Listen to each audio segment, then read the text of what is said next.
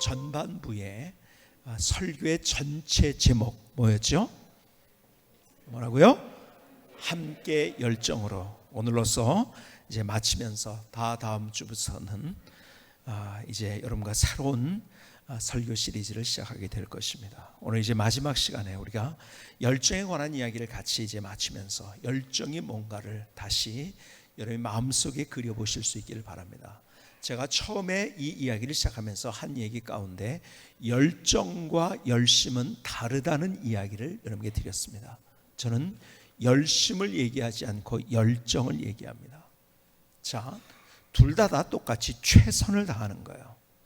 최선을 다하는 건데 열심은 의미 없는 최선입니다. 그런데 열정은 의미 있는 최선입니다. 자, 이런 거죠. 어떤 사람이 도박을 합니다. 그래서 도박을 열심히 했다는 말은 맞지만 그러나 열정으로 했다는 말은 표현이 어폐가 있는 표현인 거죠. 그렇죠? 뭔가를 열심히 하지만 의미 없이 하는 열심, 의미 없이 하는 최선, 그것은 열심인 거예요. 그런데 의미가 있는 그런 최선, 그것이 열정인 거예요. 똑같이 공부를 하더라도 의미 없는 최선이 있고 의미 있는 최선이 있어요. 이런 거예요. 공부를 열심히 하는 사람이 있고 열정으로 하는 사람이 있어요. 열심히 한다는 건 뭐냐? 어떤 사람이 열심히 하는 거냐? 제가 이것을 더 잘 설명하기 위해서 비교를 하는 겁니다. 열심히 하는 것은 내가 단지 1등이 되고 단지 그래서 좋은 대학에 들어가고 단지 내가 인간적인 성공을 하기 위해서만 하는 그러한 공부하는 최선, 에너지를 거기에다 그렇게 쏟는 것, 이것은 열심입니다.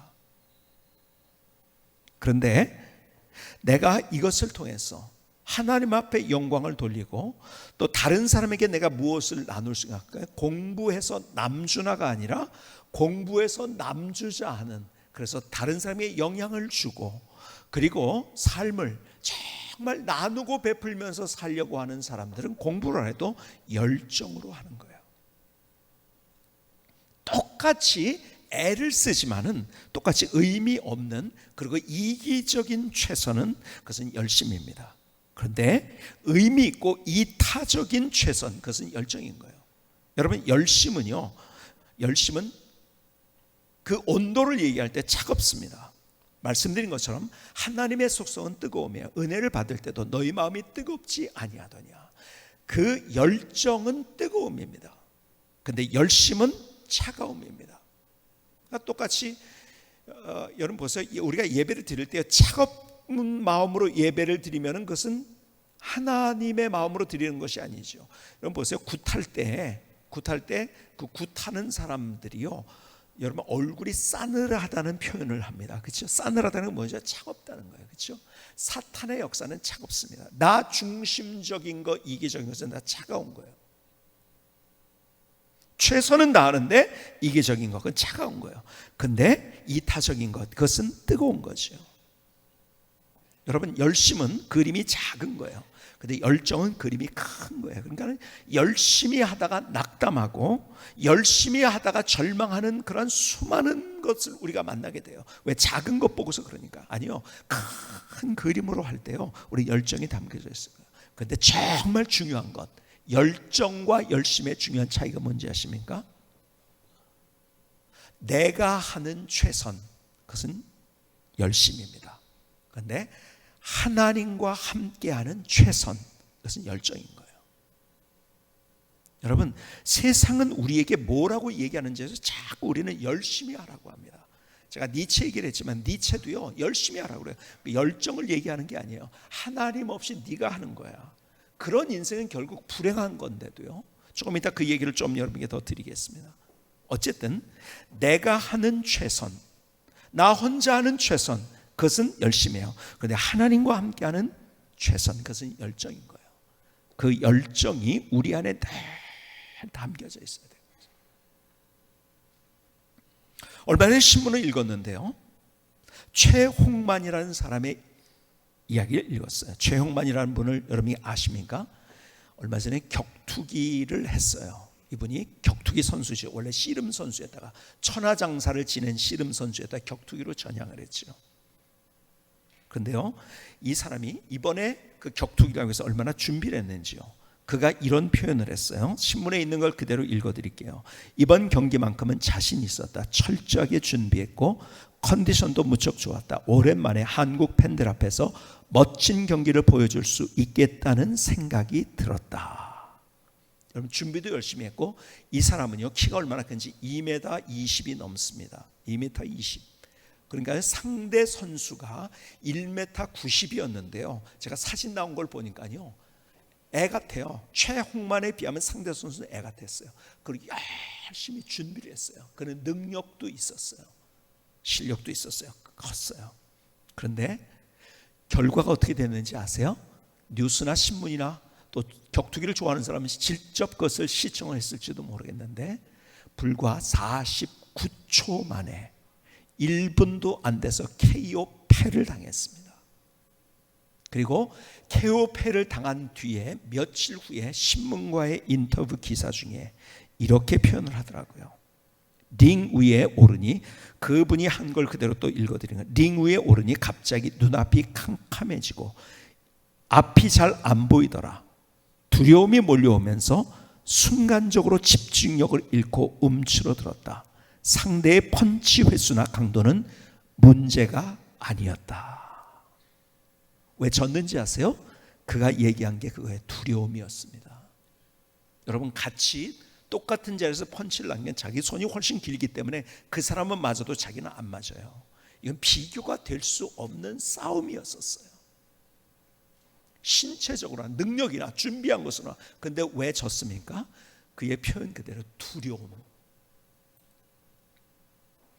저는 오늘 여러분과 함께 두려움에 관한 이야기를 나누려고 해요. 두려움.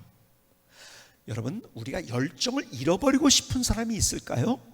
잃어버리려고 하는 사람 없음에도 불구하고 그 열정을 잃어버리는 가장 중요한 원인을 성경에서 보니까요, 두려움이더라고요. 두려움.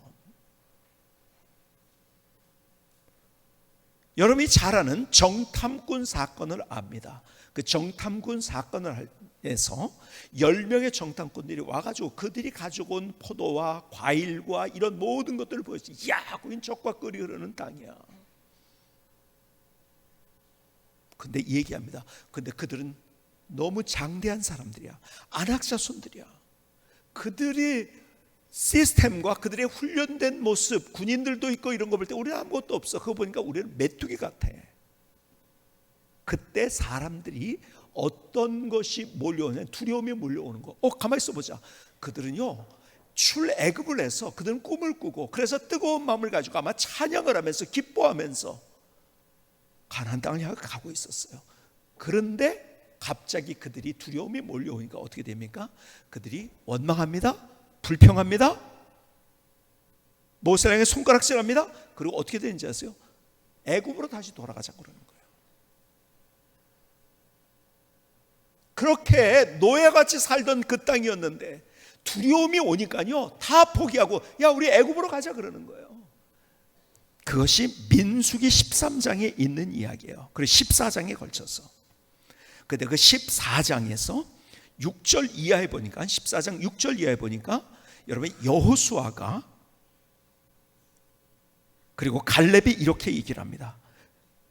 두려움 때문에 절망하고 열정을 잃어버린 그들을 향해서 14장 6절입니다. 그 땅을 정탐한 자 중 눈의 아들 여호수아와 여분의 아들 갈렙이 둘이었죠. 자기들의 옷을 찢고 이스라엘 자손의 온 회중에게 말하여 이르되 우리가 두루다니며 정탐한 땅은 심히 아름다운 땅이라. 여호와께서 우리를 기뻐하시면 우리를 그 땅으로 인도하여 들이시고 그 땅을 우리에게 주시라. 이는 과연 젖과 꿀이 흐르는 땅이라. 다만 여호와를 거역하지는 말라. 또 그 땅 백성을 두려워하지 말라. 그들은 우리의 먹이라. 그들의 보호자는 그들에게서 떠났고 여호와는 우리와 함께 하시느니라. 그들을 두려워하지 말라 하나. 계속 두려워하려. 왜? 하나님이 우리와 함께 하시니 두려워하지 마라. 모든 사람이 두려워해서 그들이 가나안을 향해서 걸어가고 있었던, 정말 그들은요 힘들었어도요 그 안에 열정이 있으니까 힘든 걸 몰랐어요. 이제까지 같이 뜨겁게 오다가 그들은 절망하면서 그리고 다시 돌아가자가. 그때 여호수아가 두려워하지 마라. 그리고 나서 세월이 많이 흘렀어요. 결국 이제 모세가 죽게 되고 그 뒤를 이어서 여호수아가 이스라엘 백성의 영도자가 됩니다. 그때 하나님께서 여호수아에게 하신 말씀, 영도자가 되는 여호수아에게 하신 말씀, 여러분이 잘 아는 말씀입니다. 그것이 여호수아 1장 9절에 있어요. 내가 내게 명령한 것이 아니냐, 강하고 담대하라, 두려워하지 말며 놀라지 말라. 내가 어디로 가든지 내 하나님 여호와가 너와 함께하느니라 하시니라. 자 보세요. 여호수아에게 여기에서 두려워하지 말라고 얘기했어요. 왜 그랬을까요? 두려워하기 때문에 두려워하지 말라고 한 거죠. 두려움이 있었기 때문에. 여러분, 이 두려움이라는 것은 성경에서 얘기하는 건 뭔지 아세요? 오늘 두려움이 해결됐으니까 내일은 두려움이 없는 게 아니에요. 오늘 두려움이 해결됐는데 또 내일의 두려움이 내게 오는 거예요. 여러분, 여호수아에게도요 그 정탐 사건 때는 그가 두려워하지 않고 두려워하지 말라고 사람들에게 얘기했지만은 그가 그 큰 짐을 졌어요. 무슨 짐을 져요? 여러분, 민족을 다스리는, 그 끌고 가는 그 광야에서 가나안 땅을 향해서 가고 있는데 그것을 책임 맡아서 인도하는 사람이 됐을 때 그 짐이 얼마나 컸을까요? 그렇기 때문에 그의 또 다른 두려움이 그게 몰려왔다고 생각이 되어집니다. 어쨌든 오늘 두려움이 해결됐다고 내일 두려움이 없어지는 게 아니라는 것을 성경에서는 우리에게 말씀하셔요. 그래서 하나님께서 그에게 또 두려워하지 말라고 말씀하십니다. 두려워하지 말라고 할 때는 꼭 병행구절로 주는 성경의 이야기가 뭐예요? 내가 너와 함께하느니라. 여러분, 나는 두려울 수가 없어요. 하나님이 우리와 함께 하시기 때문에. 여러분, 우리가 열정을 왜 잃어버리는가? 성경의 얘기를 들어보면요 다 그 두려움이 그들을 덮었기 때문에. 앞선 제가 최홍만의 이야기를 했지만 최홍만의 그 별명이 뭔지 아세요? 테크노 골리앗입니다. 워낙 크기 때문에. 근데 진짜 골리앗 사건 이야기로 한번 들어볼까요? 골리앗이 얼마나 컸는지요. 사무엘상에서는 골리앗에 대해서 이렇게 얘기합니다. 17장 4절로 5절에 블레셋 사람의 진영에서 싸움을 도두는 자가 왔는데 그의 이름은 골리앗이요 가드 사람이라. 그의 키는 6규빗 한 뼘이요. 6규빗 한 뼘이라는 것은요 최홍만보다도 훨씬 더 큰 거예요. 2m 훨씬 넘고 3m 가까이 되는 그러한 키, 정말 큰 키지요. 머리에 노트구를 썼고 몸에는 비늘 같은 갑옷을 썼으니 그 갑옷의 무게가 놋 5,000세겔이면 그냥 굉장히 큰 옷을 입었다는 거예요. 사무엘상 17장에는 계속 이렇게 얘기합니다. 그 블레셋 사람이 누굽니까? 골리앗. 또 이르되 내가 오늘 이스라엘의 군대를 모욕했으니 사람을 보내어 나와 더불어 싸우게 하라 한지라. 막 이스라엘 백성들에게서 막 그냥 너희들 바보 같아 막 이러면서 공격을 하면서 막 싸움을 도두는 거예요. 싸움을 도두는 자라고 했죠. 그렇죠? 근데요 11절에 사울과, 그때 왕이 사울이었습니다. 사울과 온 이스라엘 블레셋 사람, 온 이스라엘이 블레셋 사람의 이 말을 듣고 놀라 크게 두려워하니라. 그리고 계속 24절에는 이렇게 얘기합니다.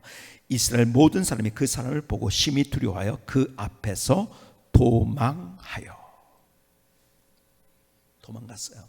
여러분, 싸우러 갔던 사람이에요. 그들이 이겨야겠다는 마음을 가졌기 때문에 싸우러 나간 거죠. 그렇죠?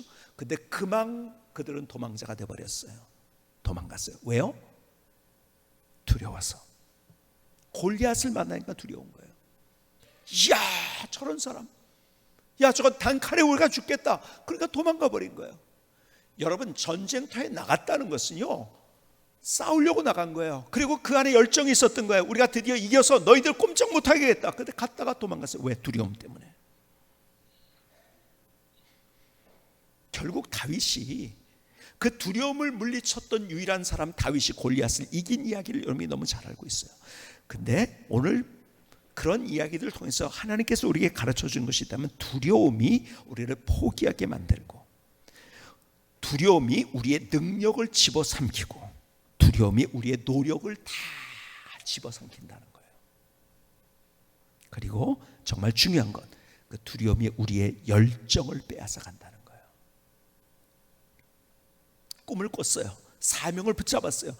그래, 마침내 내가 인생을 이렇게 의미 있게 사는 거야 생각했어요. 그런데 그 열정이, 그 첫 마음이, 그 설레었던 마음이 왜 달아나느냐? 성경에서 얘기하는 것은 두려움 때문이라고 이야기를 합니다.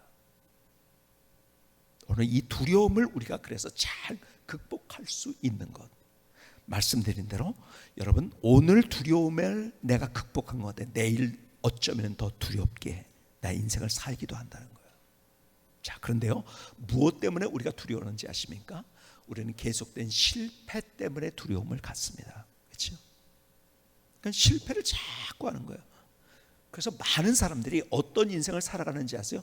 실패 안 하는 전략으로 살아갑니다. 실패 안 하는 전략이 뭘까요? 그렇게 도전 안 하면 실패 안 하는 거예요. 그렇죠? 뭐 내가 합격 못 할 텐데, 내가 했는데 계속해서 떨어졌어. 그러니까는 뭐예요? 내가 안 하면은, 시험 보는 것을 도전 안 하면은 실패하지 않는 거죠. 그러니까 많은 사람들이 점점 나이가 들어가면서, 세월이 흘러가면서 실패 안 하는 전략으로 살아갑니다. 그러니까 무의미한 인생이 만들어지는 거죠. 여러분, 윈스턴 처칠이라는 사람이 이런 얘기를 했어요. 성공이란 열정을 잃지 않고 실패를 거듭할 수 있는 능력이다. 결국 어떤 사람의 인생이 멋있게 세워진지 아십니까? 열정을 잃지 않고 실패를 거듭할 수 있는 능력을 가진 사람. 그런데 열정을 왜 잃지 않으시? 열정을 왜 잃어버리냐? 두려움 때문에요. 실패에 대한 두려움. 그래서 열정을 잃지 않고 실패를 거듭할 수 있는 능력. 여러분, 가만히 보면은요, 위대한 인물들은요 다 실패. 다윗, 어떤 사람들도 그들은 실패를 먼저 경험했어요. 그래서 잠언 24장 16절에는 이런 말씀을 우리에게 줍니다. 대저 의인은 쉽게 얘기하면 하나님을 믿는 사람은 7번 넘어질지라도 다시 일어나려니와. 7번 넘어서 다시 일어나. 7전팔기라는 말이 여기서 나온 거죠. 7전팔기. 7연속 완전수예요. 그래서 넘어져도 끝없이 일어날 줄 아는 사람이 하나님을 믿는 사람이라는 거예요. 그런데 악인은 하나님 없이 살아가는 사람이죠. 재앙으로 말미암아, 실패로 말미암아 엎드려지는, 한번 실패하면 그것은 끝인 거예요. 안 되니까. 그런데 하나님을 믿는 사람들은 넘어져도 오뚜기처럼 또 일어날 줄 아는 것, 또 일어날 줄 아는 것. 여러분, 역사는 이런 사람들에 의해서 쓰여졌더라고요. 지난주에 제가 우리나라 최초의 침례교 선교인 패닉 선교사에 관한 이야기를 읽다가요, 얼마나 마음이 짠했는지 몰라요.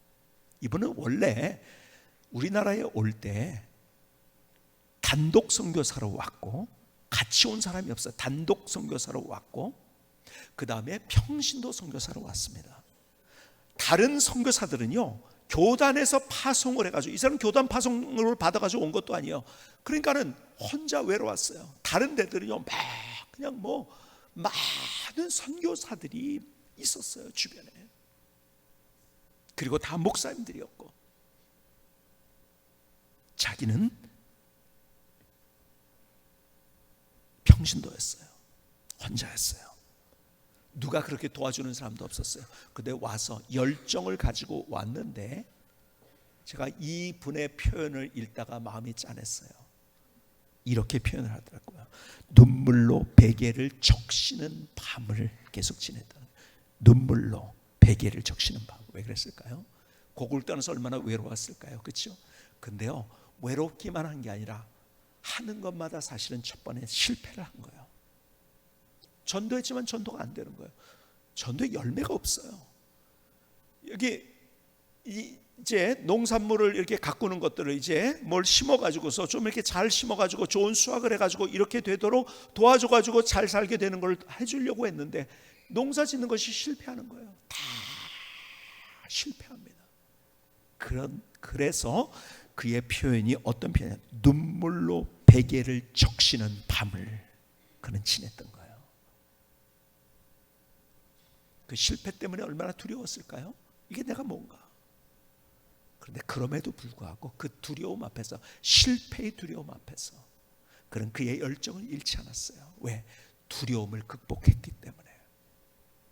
기가 막힌, 거기서 포기하지 않았고 열정을 잃지 않았고, 그리고 마침내 여러분, 침례가 자랑스러운 것이 모든 교단이 일제 시대 때 다 신사참배를 했어요. 신사참배는 교단에서 너희들이 마음대로 하든지 말든지 그렇게 해라. 근데 교단적으로 결의를 해서 신사참배 안 된다고 했던 유일한 교단이 침례교단. 그래서 교단이 아예 폐쇄까지 됐습니다. 여러분, 패닉 선교사가 있었을 시절인 거예요. 이런 것들이 계속해서 인간적인 눈으로 볼 때는 교단까지 폐쇄가 됐으니까 다 이거는요 끝난 거잖아요. 그러나 거기에서 그는 그 두려움 앞에서, 실패 속에서 그는 열정을 잃지 않았어요. 끝까지.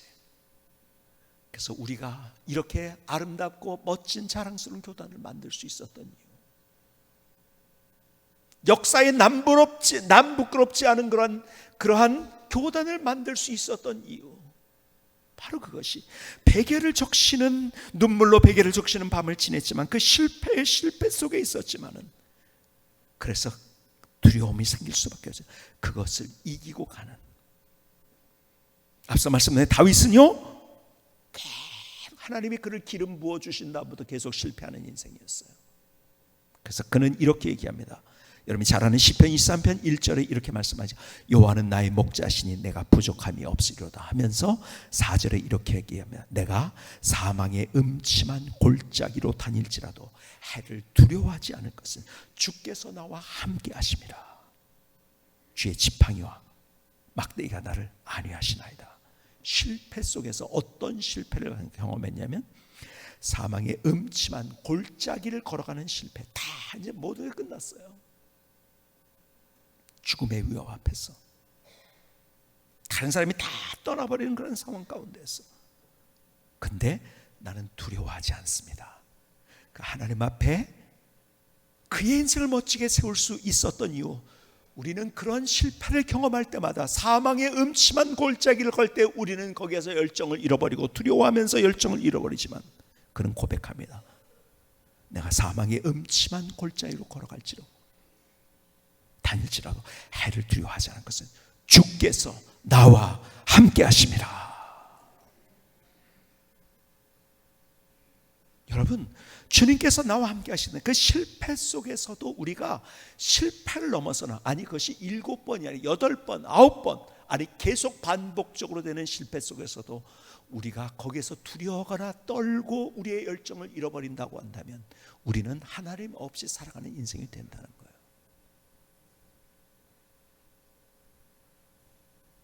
여러분, 무엇 때문에 그걸 두려움을 얻는가?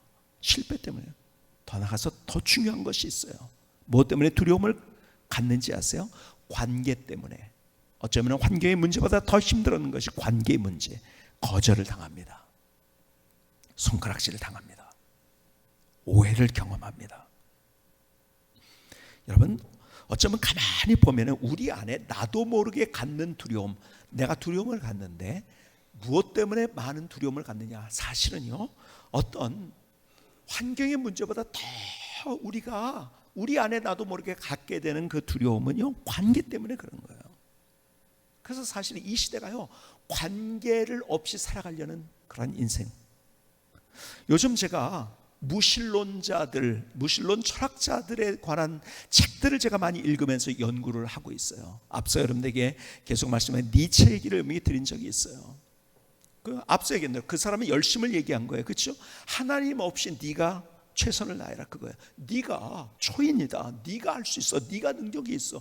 그러니까 자기도 바보같이 인생을 살았고, 외롭고 바보같이 인생을 살았고, 다른 사람도 그렇게 하고, 역사에 말씀드린 것처럼 그 니체의 가장 큰 영향을 받은 히틀러, 무솔리니 같은 사람들. 여러분, 이 철학자들이요, 말 표현을 너무 기가 막히게 잘하니까요, 거기에 사람들이 빨려 들어가는, 그게 맞다고 생각하는 거예요. 제가 러셀에 관한 이야기도 여러분에게 드렸어요. 그렇죠? 이 러셀. 근데 그 러셀이 왜 하나님을 끝까지 부정했는가?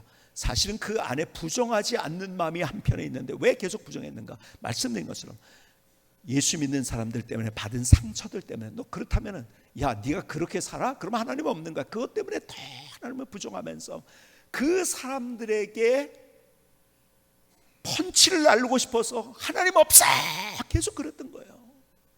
그리고 자기 스스로 불행하게 인생을 살았죠. 그런데요, 여러분, 소위 말해서 실존주의자라고 하죠. 실존주의자 중에 실존 철학의 대부라고 불려지는 사르트르. 실존 철학자들은 두 종류로 나눠집니다. 유실론적 하나님이 있다는 것을 인정하면서 철학을 가진 사람들, 그래서 유실론적 실존주의자. 뭐 학교에서 배웠죠, 여러분들이. 그리고 무실론적 실존주의자들이 있어요. 뭐 유실론적 실존주의자의 대표적인 사람, 뭐 키에르케골 같은 사람들. 그런데 무실론의 대표 주자는 사르트르입니다. 하나님 없다는 거죠.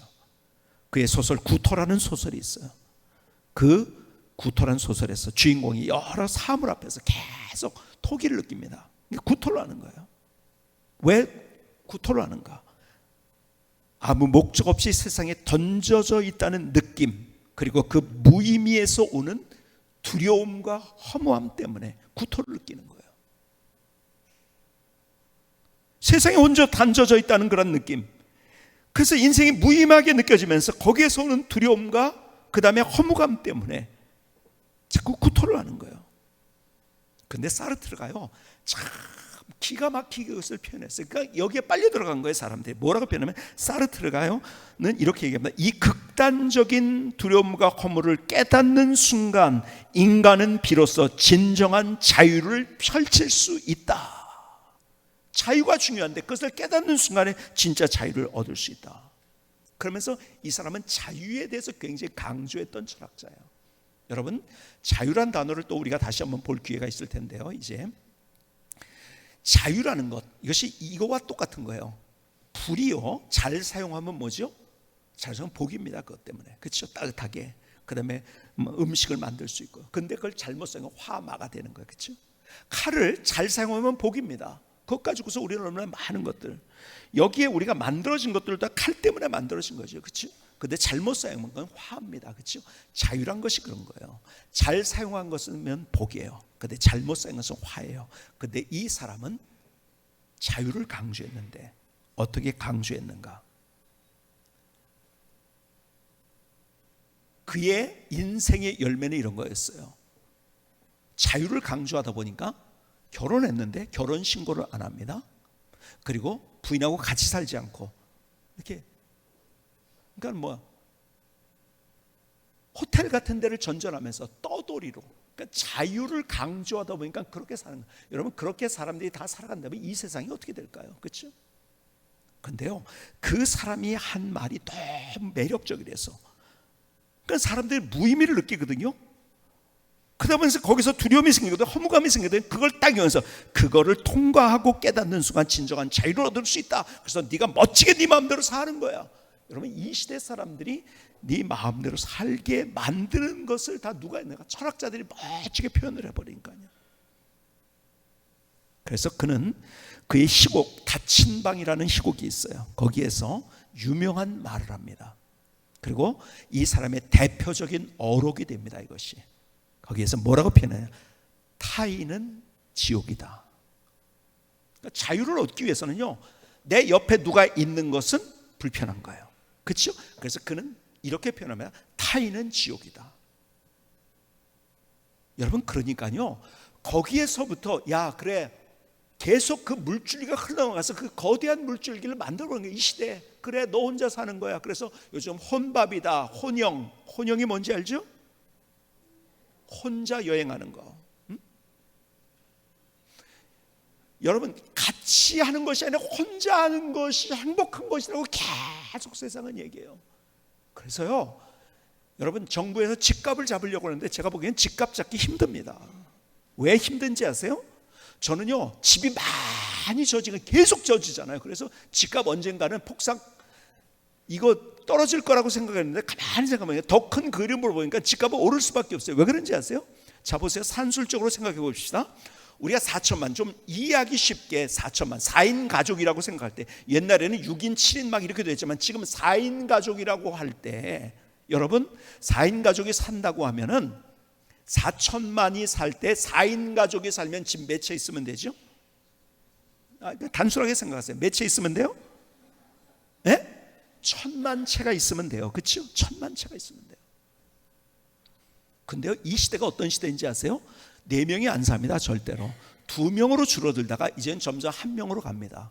그러면요, 2인 가구가 대세가 됐을 때 집이 2배가 더 필요해요. 그렇죠? 2천만 가구가 필요합니다. 아세요? 1인으로 따지면요 4천만 가구가 필요합니다. 집이 훨씬 더 많이 필요한 시대가 되는 거예요. 그렇기 때문에 여러분, 이렇게 좀 사람 살기 좀 그런 데들은 집값이 떨어질지 모르지만 사람 살기 괜찮은 데는 올라갈 수밖에 없는 거예요. 오늘 이 설교를 듣고 나가지고 그래 가서 집 사야겠다, 제가 이렇게 설교하는 거 아니라는 것을 여러분이 아셨으면 좋겠습니다. 시대가 그렇게 가고 있다는 거예요. 시대가 그렇게 가고 있다는 거예요. 근데 누가 그런 얘기를 했어? 누가 그런 얘기를 했어? 사르트르 같은 사람이 멋있거든요. 너 혼자 자유를 만끽해야지, 누가 옆에 있어가지고 그건 지옥이야. 그런데요, 하나님을 믿는 유실론 철학자, 프랑스의 양심으로 알려진 아베 피에르는 반대 얘기를 합니다. 타인 없는 나는 지옥이다. 완전히 반대. 똑같은 삶을 보면서 그는 반대 얘기를 합니다. 타인 없는 나는 지옥이다. 그래요. 혼자인 인생처럼 허무한 인생은 없어요. 근데 편하니까 자꾸 혼자가 되려고 하는 거야. 편하니까. 왜?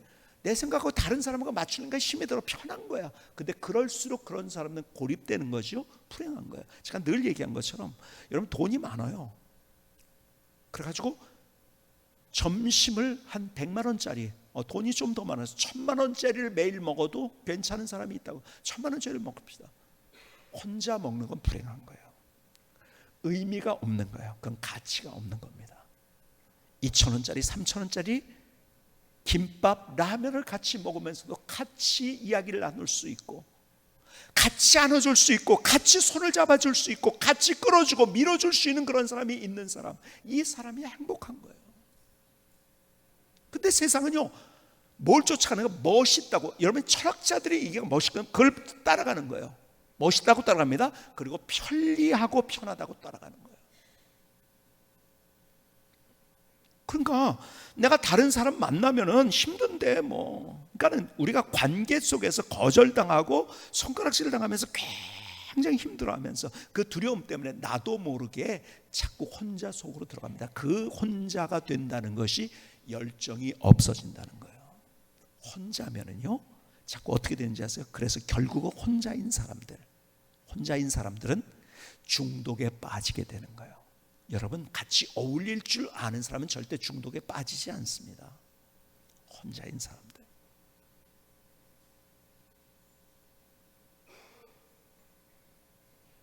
여러분, 우리가 그것을 예수 그리스도로만 이기면서, 우리가 타인의 관계 속에서 우리가 갖는 두려움을 자꾸 이겨서, 누구의 이름으로? 예수 그리스도의 이름으로. 그래서 시편 3편 6절에서는 이렇게 얘기합니다. 천만이 나를 에워싸 진친다 하여도 나는 두려워하지 아니하리로다. 야, 오늘 이 말씀인데 너무 기가 막힌 거예요. 난 10명이서 나를 막 뭐라고 해도 너무 힘든데, 천만이 나를 에워싸 진친다 나는 두려워하지 않아. 어떻게 두려워하지 않아? 하나님이 나와 함께 하시기 때문에. 그 사람이 나의 인생을 조종하는 것이 아니고 책임지는 것이, 하나님이 내 인생을 책임지기 때문에. 누가 뭐라고 했는데 그것이. 여러분, 우리가 두려움 속에서 우리가 해방될 수 있는 거예요. 시편 56편 11절은 우리에게 이렇게 얘기합니다. 내가 하나님을 의지하였은즉 두려워하지 아니하리니 사람이 내게 어찌하리이까. 사람이 내게 어찌하는 거 별거 아니라는 거예요. 왜? 하나님을 의지하고 주님이 나와 함께 하시기 때문에 내가 절대로 사람 때문에 두려워하지 않습니다. 여러분, 이런 사람이 멋진 인생 살아가는 거예요. 이런 사람이에요. 여러분, 두려움의 반대가 뭘까요? 두려움의 반대는 평안입니다. 그렇죠? 세상은 우리에게 두려움을 줘요. 사사건건 우리에게 두려움을 줘요. 근데 사사건건 우리에게 평안을 반대로 주시는 분, 그분이 우리의 주님이세요. 그래서 요한복음 14장 27절에 이렇게 말씀합니다. 평안을 너에게 끼치노니 곧 나의 평안을 너에게 주노라. 내가 너에게 주는 것은 세상이 주는 것과 같이 아니하리라. 너희는 마음에 근심하지도 말고 두려워하지도 말라. 세상이 줄 수 없는 평안. 세상 속에서 나는 어떻게 평안을 누릴 수 있을 것인가? 내가 불안한데 무엇을 가져야 해결할 수 있을까? 해결이 안 되는데 주님께서는 세상이 줄 수 없는 그 평안을 우리에게 주신다는 거예요. 얼마나 기가 막힌 복음입니까? 세상은 시시각각 우리에게 두려움을 주는데요. 그래서 우리가 찬양 부르지 않습니까? 평안을 너에게 주노라. 세상이 줄 수 없는, 세상이 알 수도 없는 평안. 세상은 불안을 주는데요. 평안.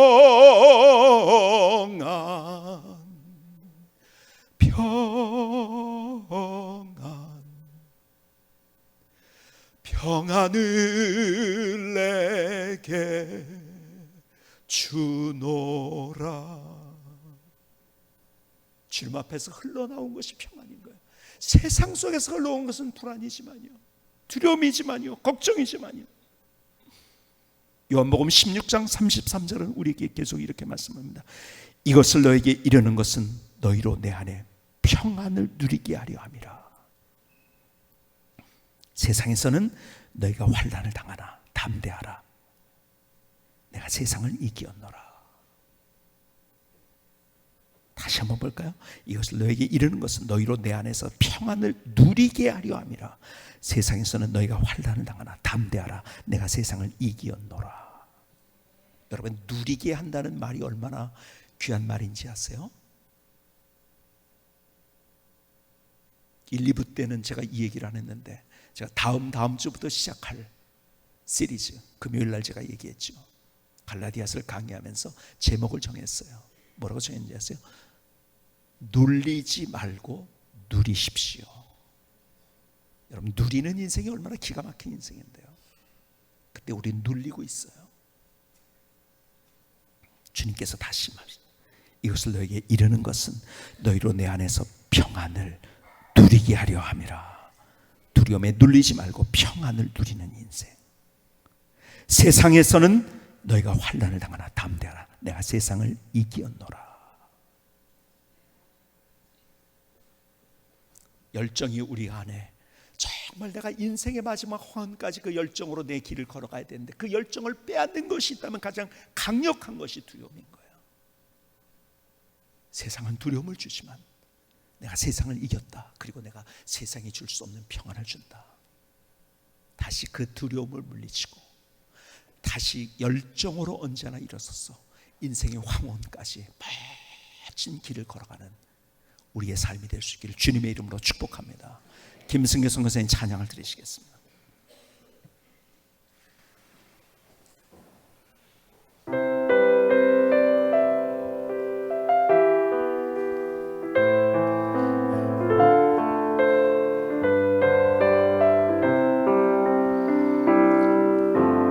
두려워 마라. 실패 앞에서도 거절을 당한다 해도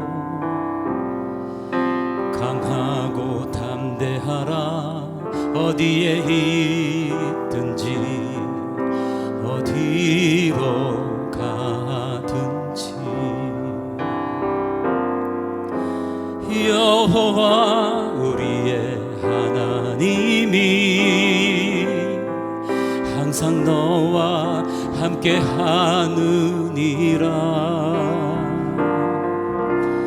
힘들고 지쳐 낭망하고 포기하고 있을 때 주님의 십자가 바라보아라.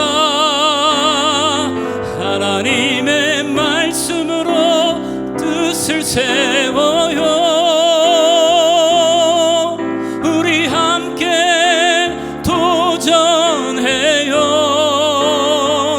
하나님이 나를 향한 그 사랑과 같이 열정으로 세우는 인생. 두려워 마라. 실패 앞에서도 거절을 당한다 해도 강하고 담대하라. 어디에 있든지 어디로 가든지 여호와 우리의 하나님이 항상 너와 함께 하느니라. 힘들고 지쳐 낭망하고 포기하고 있을 때 주님의 십자가 바라보아라. 하나님의 말씀으로 뜻을 세워요. 우리 함께 도전해요. 하나님이 나를 향한 그 사랑과 같이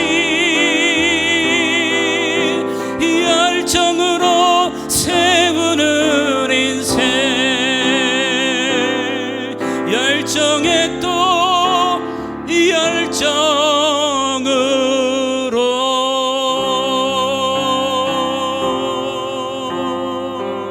아멘. 하나님, 나의 고백입니다. 나의 결단입니다. 나의 노래를 주님 앞에 올려드리면 나를 받아주시 하나님 감사합니다. 제가 여러분들과 함께 두려움에 관한 이야기, 두려워하지 말라는 이야기를 하고 있어요. 그렇다면 유관재 목사는 두려움이 없을까요? 여러분, 어쩌면 누구보다도 더 두려움을 많이 가진 사람이더라고요. 제가 말씀드린 것처럼 제가 앞에 올라오면 설교를 그냥 하면 되는지 알아요. 저는 올라올 때마다 너무 힘이 들어요. 사실은 두려움 때문에. 왜요? 하나님의 말씀을 전하는 건데 함부로 할 수 없고 나 혼자 하는 얘기를 하는 것도 해서도 안 되고 하나님의 말씀이 전해져야 되는데 두려워요. 왜? 내가 완전한 하나님도 아니고. 제가 두려워하지 말라고 하지만 저는 두려움이 없나요? 저도 똑같이 두려움이 있는데 사실은요, 어쩌면 더 많이 두려움을 느끼는 나의 인생이 아닌가. 그리고요, 사람들이 더 주시하는 자리에 가면은 사실은 더 두려운 일들이 많은 거예요. 인간관계의 문제도 마찬가지고요. 내가 가까이 있는 사람들 몇 명하고 지내면 나를 아니까 충분히 다 아는데요. 그러니까 별거 아닌 거죠. 지난주에도 지지난주에도 어떤 제가 목사님 자녀들하고 얘기할 기회가 있었어요. 근데 얘기하면 자기가 뭘 하나를 이렇게 하면은 제가 아마 저래서 저랬을 거야. 그리고 그것이 말이 한 사람이 하면 그 전해져 가지고 제가 그랬대, 그것이 확정이 돼 가지고 자기와는 아무 상관이 없는 이야기들이 막 가게 된다는 이야기를 하더라고요. 그러니까 힘들죠. 두렵죠. 사람 만나는 거. 제가요, 어느 날 엘리베이터를 같이 탔는데 어떤 분하고 같이 탔어요. 근데 그분이 이제 평소에 입지 않았던 옷을 입은 거예요. 저는 몰랐죠. 평소에 입지 않았던 옷을 입었는데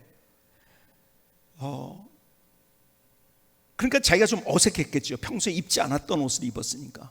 근데 저하고 같이 타게 됐으니까 민망해서 죽을 뻔했다고. 목사님이 어떻게 내 옷 이걸 보고서 자꾸 쳐다봐가지고서, 전 쳐다본 적 없거든요. 모든 사람이 다 쳐다본 사람이 된 거죠. 그렇죠? 저와 상관없이 내가 만들어집니다.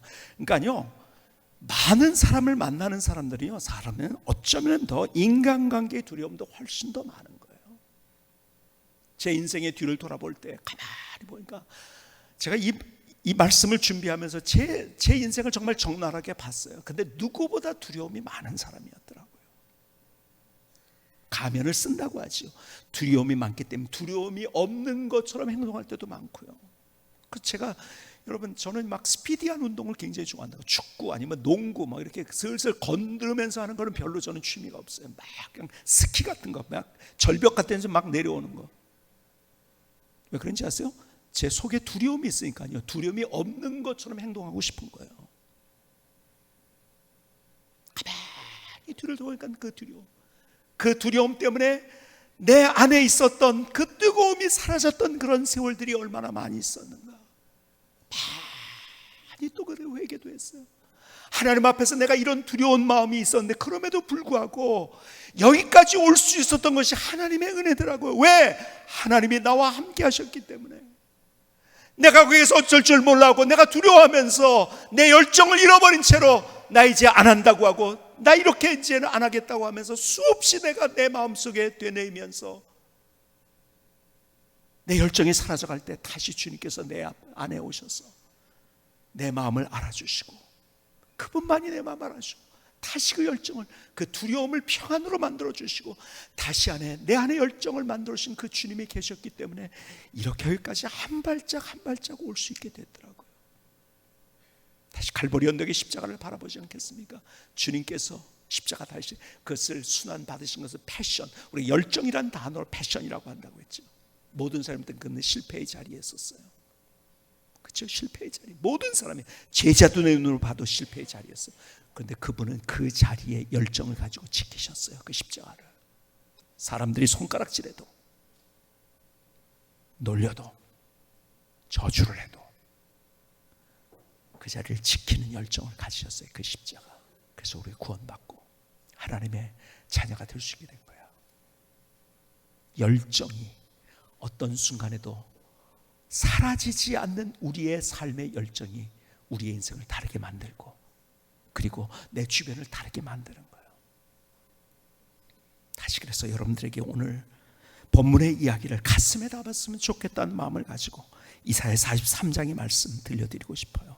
오늘의 결론이 이거예요. 이사야 43장 1절에 있는 말씀, 여러분 구약성경 1019면에 있습니다. 오늘 이 말씀 우리의 가슴에 담아 보실까요? 야곱아, 너를 창조하신 여호와께서 지금 말씀하시느니라. 이스라엘아, 너를 지으신 이가 말씀하시니라. 너는 두려워하지 말라. 너는 두려워하지 말라. 내가 너를 구속하였고 내가 너를 지명하여 불렀나니 너는 내 것이라. 내가 물 가운데로 지날 때에 내가 너와 함께 할 것이라.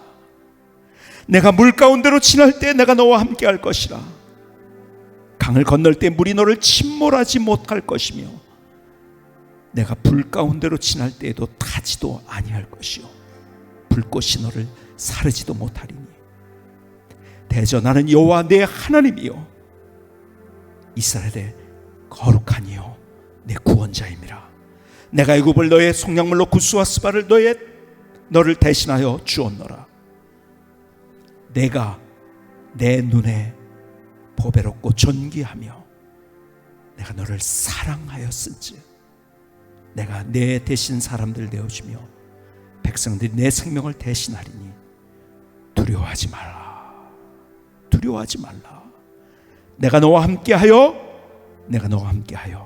내 자손을 동쪽에서부터 오게 하며 서쪽에서부터 너를 모을 것이며 내가 북쪽에게 이르기를 내놓으라. 남쪽에게 이르기를 가두어 두지 말라. 내 아들들을 먼 곳에서 이끌며 내 딸을 땅끝에서 오게 하며 내 이름으로 불려지는 모든 자 곧 내가 내 영광을 위하여 창조한 자를 오게 하라. 그를 내가 지었고 그를 내가 만들었느니라. 세상은 우리에게 두려움을 줍니다. 두려움으로 위협해요. 거기에 걸려들면 안 돼요. 주님이 우리에게 평안을 주시는 나와 함께 하셔서 그 평안이 내게 있을 때 식지 않는 열정의 열정으로 우리의 길을 걸어갈 수 있어요.